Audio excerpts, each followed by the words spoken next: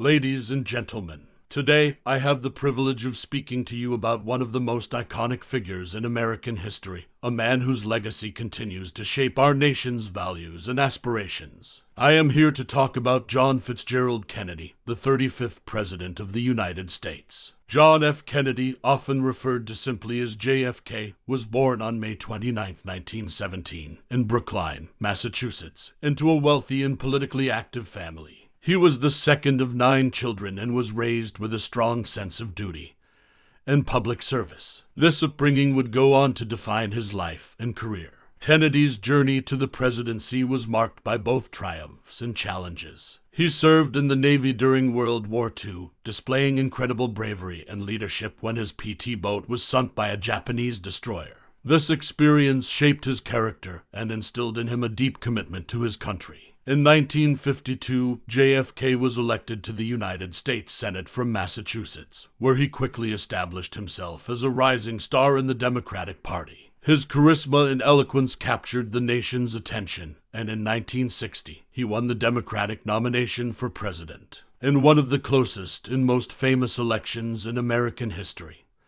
he defeated Richard Nixon to become the youngest president ever elected at the age of 43. Kennedy's presidency, which began in January 1961, was marked by a profound sense of hope and ambition, encapsulated in his inaugural address when he famously declared, "Ask not what your country can do for you, ask what you can do for your country." This call to service became a defining theme of his administration. One of JFK's most enduring legacies is his commitment to civil rights and equality. He was a champion of the civil rights movement, pushing for legislation to end segregation and promote equal rights for all Americans. His leadership was instrumental in the passage of the Civil Rights Act of 1964, which outlawed discrimination based on race, color, religion, sex, or national origin. Kennedy also faced a significant foreign policy challenge during his presidency, the Cuban Missile Crisis. In October 1962, the world stood on the brink of nuclear war as the United States and the Soviet Union faced off over the presence of Soviet missiles in Cuba. Through strategic diplomacy and a willingness to negotiate, JFK defused the crisis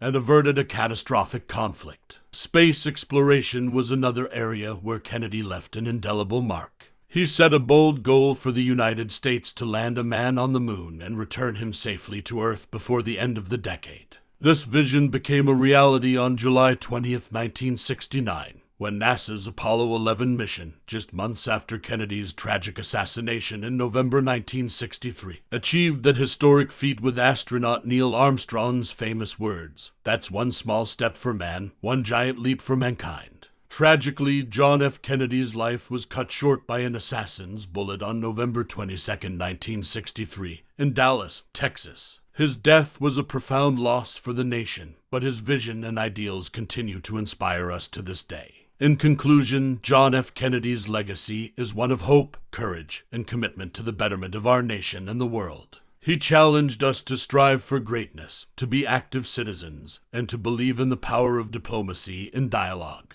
His memory lives on as a symbol of what leadership and service to one's country can and should be. Thank you.